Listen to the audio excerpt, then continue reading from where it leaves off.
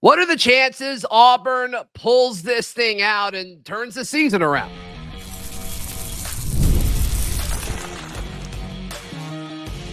You are Locked On Auburn, your daily podcast on the Auburn Tigers. Part of the Locked On Podcast Network, your team every day. Yes, welcome on into Locked On Auburn, your daily Auburn Tigers podcast. I'm your host, Zach Blackerby. Thank you so much for making Locked On Auburn your first listen every single day. We're hanging out with Barrett, Sallee of College Football, Smothered and Covered, part of the Locked On Podcast Network. Welcome to the network, Barrett, and thank you for your time today. We'll talk about some positive things about this Auburn football team later in today's show, and when strategically is the right time to pull your quarterback. But Barrett, I'm just going to ask you point blank.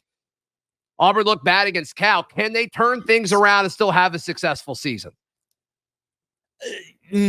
Maybe, consternation in my voice, obviously. Sure. I just think with this team, like, the floor is so dang low for Payton Thorne, right? So how many of those performances are you going to get if he's the quarterback? You're going to get a few, but he's also proven that he actually can succeed in big games. So if you make a change, what happens? I still think they can be okay. They still can run the ball. They've still got dudes outside. The offensive line was not very good against Cal, but I think it can have better days. A good season is what now? 7-5? Yeah, it was 8-4.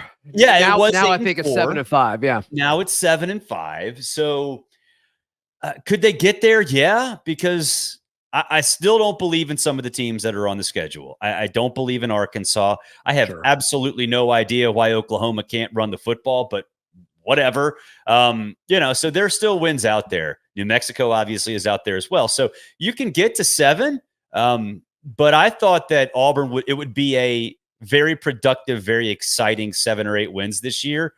And I just can't imagine those wins looking pretty, even though they probably will be wins. Yeah, I love that you pointed out some of the upcoming games on Auburn's schedule. Like Arkansas, it looks better at this point than I thought they would, but I still think like that's winnable. You've got to figure it out. You can't do what you did against Cal and win that game, obviously, but I do think Cal is still a better football team than Arkansas. Oklahoma, now, granted, Oklahoma has played, it depends what your opinion of Houston is, but like they have played teams with a pulse, unlike it's a lot of Willie SEC Fritz teams. coach team, and they're pretty good. Like Willie's a good coach, right? Agreed. But like you said, there's still, and we laughed about this, all off season on the show, Barrett. But it's like if Auburn was replacing 5 offensive linemen like Oklahoma was, everybody would have been like saying that every single sentence whenever they talked about Auburn. And for some reason, Oklahoma didn't get that treatment. And now it's like, why isn't their offense good? Why can't they run the ball? It's like, well, they're replacing an entire offensive line. Right, exactly. I think Auburn's D-line's been fine. I don't think it's been great, but I think it's been fine. And I do like that matchup when they come to Jordan-Hare. And then you mentioned New Mexico this week. Vandy, I still think, is extremely winnable. But it's just, you've got to fix yourself first, because all of these games are extremely winnable. There is a path to you fixing things, but you've got to fix your offense. Yeah.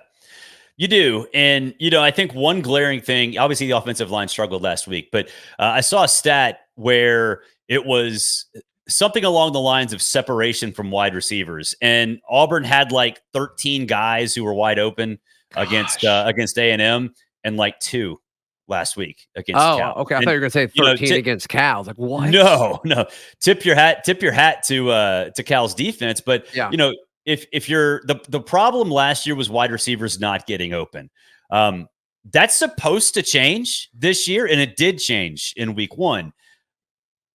But it's got to be consistent. And I don't know, maybe it's just Keandre Lambert-Smith just isn't comfortable, or Cam isn't used to this kind of speed. I don't know what it is, but a lot of the same problems from last year, presented themselves against Cal. And the reason I think a lot of people were excited about Auburn, myself included, was that Hugh Freeze addressed those problems. Yeah. But apparently not enough, or at least not consistently. Well, I think that's an element in this that is, I'm going to say, interesting instead of concerning, but I think you could say that if you were at that. I think a part of the fan base would say this is concerning. I'm not quite there yet, but I mean, it seemed like he was pretty like wrong with this. Yes. As far as, I mean, and he's not really taking a whole lot of responsibility. Like he's putting a lot of it on the players, which he might be telling. I mean, who knows? Who knows? Like only they really know that. But even if they're not executing, like he assumed that they would execute. Like, so he's wrong in that regard, at least. And to me, I think that's a question of like, how much at this point of the season can you fix and alter and say, okay, we're not doing it this way anymore? It depends on the unit, right? I think with the offensive line, if you're inconsistent, you're going to be inconsistent. There's not much you can do about that midseason. It means you're going to have some good days and bad days. I think the saving grace is, though, you mentioned the defensive line. It's going to keep you in a lot of games. Maybe not everyone, but a lot of them. And sure, when you have the ability to roll through 8 guys, unless there are injuries, that is a big part of keeping games manageable, right? Mm-hmm. And I think for Auburn, a little defense goes a long way. You know, I'm a firm believer that defense doesn't win championships. Just enough defense wins championships. And, you know, that means games too. And there's sort of a sliding scale in terms of what that is. And I think for Auburn, keeping you in the game and hoping you don't get that disastrous offensive performance will do the trick. The problem is the disastrous performance offensively has happened so bad, too much under Payton Thorne. Well, and you mentioned, you know, Hugh Freeze, you know, not taking responsibility. I think he deserves all the criticism for this because he married himself to Payton Thorne, last December? He went after some quarterbacks in the portal. It would have been after spring. So it was it was last summer because he didn't go through spring last year. Yeah. So, but it was like, okay, this offseason, you can go get a quarterback. They're out there, but none of them were superstars. Oh, gotcha. And it's like Hugh it's almost like ego got in the way. You know, he just assumed, hey, I'm an offensive genius. I can make this click no matter what. And I just think that maybe he has an inflated view of how good he can be as an offensive coach in this day and age, because things are so different than it was, than they were when he was at Ole Miss. So I think there was arrogance is a part of this. Yeah, and some of it is just I don't think you can really coach him up. Like there was a moment when I forgot what year it was, the Jeremy Johnson year, where Auburn is in Atlanta playing Louisville. And you could see it like on the replay that there's a camera angle of his eyes and he's looking deep. And you could just tell he knows it's double coverage, but he's like, I'm going to throw it anyway. You could just tell. And then with Payton, you can see like he's looking at the receiver. He's breaking open. And like any other quarterback in the SEC is going to throw with some level of anticipation to the spot of the field where there's nobody over there, where the receiver is going. And he holds onto the football. Yeah. And I just don't know how you, at this point of his career, maybe if he was a freshman or if it was his first year starting or something, but at this point in his career, I don't know how you fix that, Barrett. I don't know either, and what you just said is so interesting because on SiriusXM, Tom Luganville and I had a very, very long conversation about Cade Klubnik after week 1 and DJ Uiagalelei both weeks because both of them are in the exact same situation. I was at the Clemson Georgia opener. And I can't even tell you how many times I was sitting next to Brandon Marcello in the press box. I can't even tell you how many times we were hitting each other like throw it, because it was there and he wouldn't do it. And the same thing when I was in Ireland with DJ, like you could see him looking at receivers and not anticipating. And it's the same thing with Payton Thorne. And I don't know if it's I think there might be an element of the transfer portal that we're not recognizing yet, is that all of these guys, quarterbacks, and it's not just Payton, it's a lot of the other ones too, are being brought in to, and I'm not saying Cade's a transfer portal guy, but he was highly touted. They're being brought in to be the savior, to be, the fix-it man, like for home improvement, be Al to come in and fix everything. Not Tim Taylor, because Al is the true genius of that show.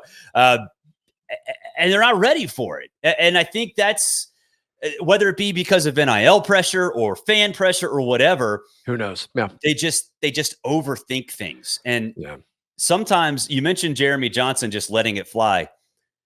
I think sometimes and you saw Cade Klubnik do this last week. Just screw it. Let it go. Like, let it go. If it doesn't happen, it doesn't happen, whatever. But Payton seems like he's reluctant to do that. And that's why I think if you have receivers that you trust, that you know that you can get open, everything will click. But last week, none of them got open. And that shouldn't be the case. Yeah. So when do you make the decision to pull your quarterback? What's the strategy that goes into that? Barrett, let's jump into that in just a moment, right here on Locked On Auburn. Today's show is brought to you by our friends at Factor. Factor meals, they are delicious and they're ready in like 2 minutes. Fuel up with Factor's no prep, no mess meals. You can meet your wellness goals thanks to the menu of chef-crafted meals with options like Calorie Smart, Protein Plus, and Keto. Factor's fresh, never frozen meals are dietitian approved and ready to eat in just 2 minutes. Can you imagine waiting more than 2 minutes for your delicious lunch or dinner? With 35 different meals and more than 60 add-ons to choose from every week, you'll always have new flavors to explore. Head to factormeals.com/LockedOnCollege50 and use code LockedOnCollege50, no spaces, LockedOnCollege50 to get 50% off your first box plus 20% off your next month. That's code LockedOnCollege50 at factormeals.com/LockedOnCollege50 to get 50% off your first box plus 20% the next month while your subscription is active.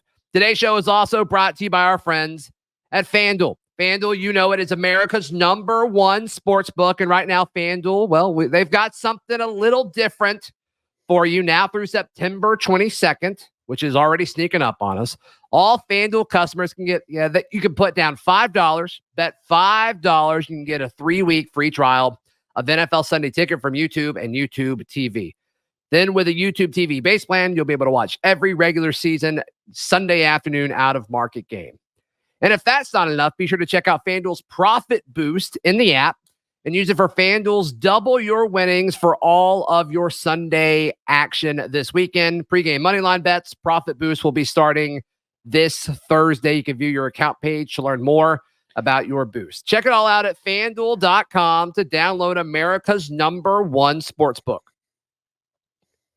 Barrett, Sallee of College Football Smothered and Covered. Just real quick, what can people check out on this new show that's on the network, Barrett?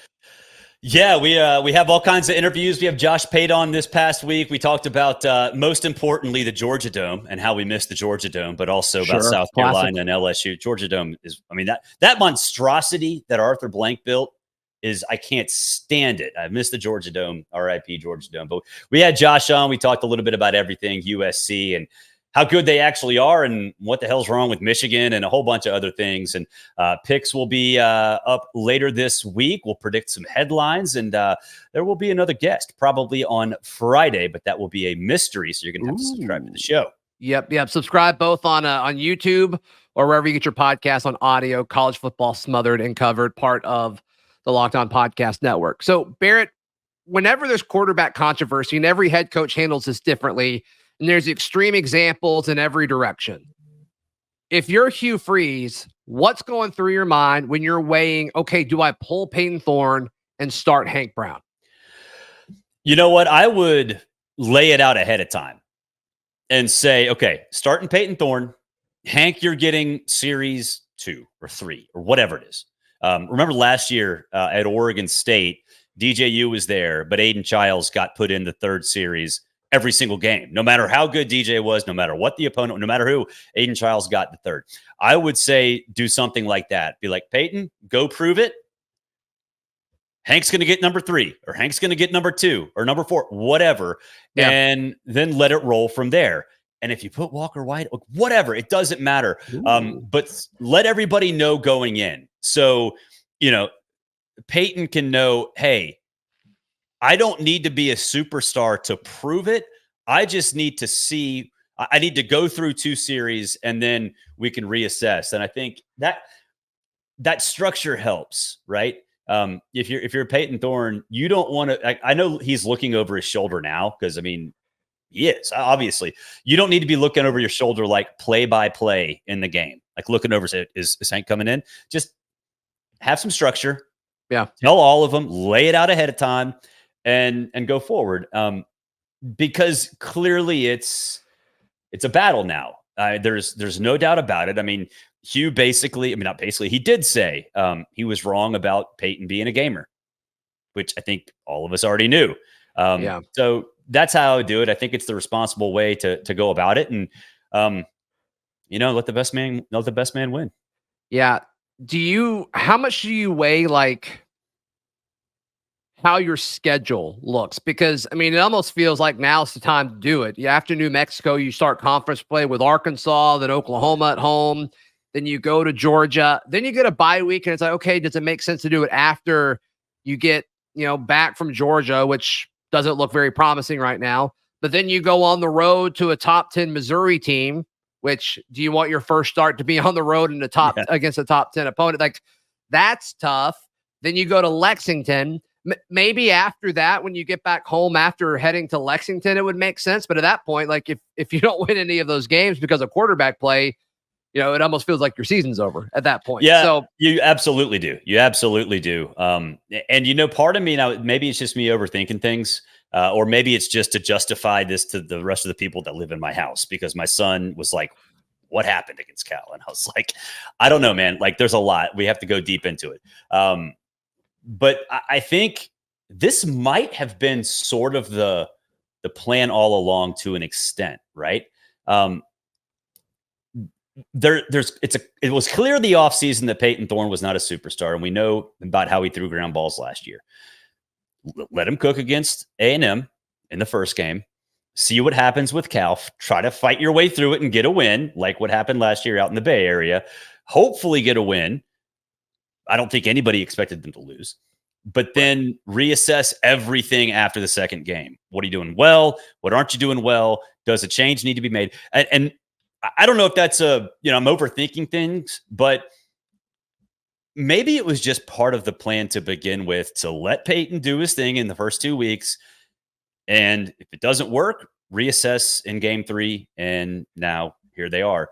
But definitely schedule plays a part in what's going on. And I think that's not just true at Auburn. I think that was absolutely the case prior to Graham Mertz's injury at Florida. They said DJ was going to play every game no matter what. And so getting through the Samford game, moving forward to that tough schedule, I would imagine that was probably going to be the case even if Mertz didn't get hurt. Yeah, that's probably a good point. I don't know. My thing is, Freeze just seems so shocked by the Cal outcome. He seems so surprised by it and so surprised in Payton's performance in it. That I guess that's the only reason I would push back on that a little bit. But you could be right. How much, Barrett, do you weigh the future of the program? I mean, because I've said this week, if it's close, like if it's truly close between Payton and Hank, roll out the guy that's got 4 years left of eligibility. Yes. So you can kind of know, okay, in December, do we need to get another quarterback or not? Exactly. 100%. If you feel like it's close, 7-5 with Hank is different than 7-5 with Payton Thorne. It's just like 6-6 at Florida with DJ is completely different than 6-6 with Graham Mertz. So yeah, at some point, if you feel like it's not necessarily a lost season, but it's time to sort of start planning for the future, or give yourself or the administrators, the decision makers, other recruits a glimpse of what's to come, then you do it. Could that hurt in situations like with Deuce coming in, like maybe flipping from Notre Dame? I don't necessarily think so. I don't think so either. Because, every quarterback thinks he's the man. Like it doesn't matter. Every quarterback thinks he's the man. They always have been, right? So yeah, I think at some point you do make that decision. I don't think it's there yet, but if you're looking at a situation where they're out of the playoff hunt, out of the SEC hunt by mid-October, late October, yeah, you start rolling with whoever you think is going to be the guy moving forward. Especially considering, the 4-game redshirt rule is in place, and if you do make a bowl, a playoff or whatever, you can use game 5, 6, 7, 8, 9, 10, whatever it is, in the postseason. Right. Yeah. I think if it's close, you go with Hank, but we'll see. And that might be a thing where they make that decision going into Arkansas a week from now. We'll have to wait and see. There are some positive things about this football team outside of the quarterback controversy. Let's jump into what some of those things are in just a moment. Barrett, Sallee, our guest on today's Locked On Auburn. Today's show brought to you by our friends at LinkedIn Jobs. When hiring for small business, you want to find quality professionals that are right for the role. That's why you've got to check out LinkedIn Jobs. LinkedIn has the tools you need to equip you and your business with the personnel to help you take that step forward. LinkedIn knows that small business owners are wearing so many hats. You may not have the time or resources to hire. And so they throw in all of these tools to make it as quick and as seamless as possible to find those talented folks to come and work for you. Post your job for free at linkedin.com/lockedoncollege. That is linkedin.com/lockedoncollege to post your job for free. Terms and conditions apply. Today's show is also brought to you by our friends at Alumni Hall. Can you imagine buying Auburn gear anywhere other than our friends at Alumni Hall? You can go to their website, alumnihall.com, where they've got other schools as well, not just Auburn, but they also have 3 great physical locations in Auburn, Opelika, and Huntsville. So be sure to go check out our friends at Alumni Hall for jerseys, whether it's football or if you want to kind of get an early jump on the basketball season that'll be here before you know it, as well as stuff for your pets, stuff for your walls, stuff for your man cave or your tailgate. They've got it all over at alumnihall.com or their 3 great physical locations in Auburn, Opelika, and Huntsville. Barrett, as we discuss, okay, this Auburn team, like they look bad against Cal, but it was the offense. Like the defense kind of had its moments. Yeah. Had its moments. And the first half was brutal as far as, Mendoza just not being able to miss anything. But in the grand scheme of things, this defense held a red hot Cal offense, what it felt like in the first half, to just 21 points, while their offense did not help them out and turned the ball over 5 times. So what stands out on the positive side of things about this team that you've seen so far? Yeah, bend but not break. I mean, it's kind of a phrase that I think a lot of us have used for a lot of different teams throughout the course of our careers, but also this year that you can use it for a lot. And I think for Auburn, you mentioned the defensive line, they didn't allow the explosive plays, which Mendoza had to throw 13 of the first 14 passes, whatever it was he completed. Well, he had to do that because there was nothing deep. So he had to kind of dink and dunk his way down. So I think that's the biggest thing. And like I said before, that's going to keep you in a lot of games. As long as you don't give up some of those explosives, it's going to keep you in a lot of games. Now they did here and there, especially in the second half, but you can't rely on your defense for 24 for 60 full minutes. So I think that would be the biggest one. They can still run the dang ball. I know they didn't run as well as a lot of people expected, but to me, like that's more on play calling. I think again, Hugh got married to Payton Thorne. It never really felt like they wanted to run the ball. Exactly. Except for when they got it deep in their end zone and they would get it out into the open field. And then it's like, all right, let's throw it again. And then they turn it over. Yeah. And that's again, goes back to arrogance maybe. And Hugh thinking, damn it, I'm going to fix this guy. Like I'm going to make this work. And that's not the first time that's happened where it looks like Auburn's moving the football on the ground, or it looks like they can, and then it just disappears. So I still think that's part of it. It didn't really show itself against Cal, but I think that's more of a one-off than anything else. What are your realistic expectations for Auburn for the remainder of the year? Barrett, is this a team that can go 7-5 still, or is this all right? Let's see if they can make a bowl game. Like how big is the hole that they're in currently? They can go 7-5. I said 8-4 before the season. I still think that's likely because we went down the schedule. Arkansas, Vandy, Oklahoma, I think is gettable. Obviously Bama and Georgia on the road, but that's, whatever. That's Auburn. Like you'd rather Kentucky seems easier now. Oh my God. I don't know what happened in Kentucky. Woo. Right. So yeah, it's gettable. But you're going to have to win toss-up games. And that has proven to be relatively difficult with Payton Thorne. So does a new quarterback change that? Or does this spark Payton Thorne a little bit? It goes back to something. As soon as Hugh said that about Payton being a really good practice quarterback, I thought to myself, well, he's the anti-Josh Dobbs at Tennessee, because Josh Dobbs was horrible in practice. And everybody said that. He got put in the game and he becomes a superstar. Right. So again, going back to what we said, maybe you throw somebody else out there to see if they are truly gamers. But, even if it's Payton Thorne, I still think they can get 7-5. How many? I mean, does Hank Brown start a game this year? If you had to guess, start a game. Obviously, throw injuries out of it. Assuming there's no injuries, does Hank Brown start a game for Auburn this year? No. Really? No. So Payton holds on to it. You think? I think Payton will hold on. I think Payton will show against New Mexico that he's capable of being above average. So you think there's something he can do against New Mexico that changes the opinion of him? You think there's something he can do this weekend to say, okay, all right, we're fine here? I would say don't make any stupid decisions, right? I think it's look, he doesn't have to go throw for 300 yards. He doesn't have to. But if he starts making mental decisions where he's thrown into double coverage, or he doesn't see a blitzer, or he doesn't see somebody dropping into the flat, and it should have been a pick six, or maybe it is a pick six.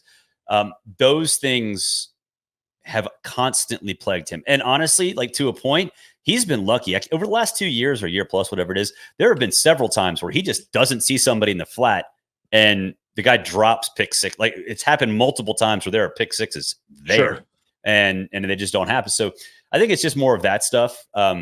Just don't do anything stupid. Take care of the football. And it also depends on Hugh Freeze actually deciding to run the football and not trying to have Payton throw himself out of a funk. I think that's a big part of this. Yeah, I do think that is a big part of it. I mean, that's what happened down the stretch when Auburn seemed to be getting better up until that New Mexico State game. Auburn can run the football. Here we go. That Jarquez guy, he's actually pretty good. He's really good. Yeah. So we'll see how they pivot. I mean, the game plan all offseason was to make the offense not about Payton Thorne. And yet, it needs to be about the game plan. It needs to be the game plan. Don't make it about Payton Thorne. We'll see if they can do it. Barrett, how can people check out everything you've got going on? Yeah, man.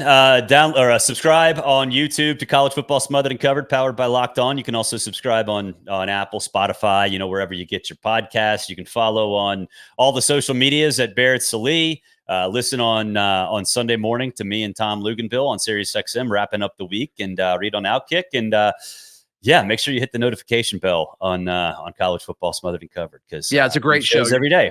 Yeah, it's an outstanding show. It's part of my daily routine now. Be sure to go and check it out. Please like this video. Please subscribe to Locked On Auburn. We'll see you next time. This has been Locked On Auburn.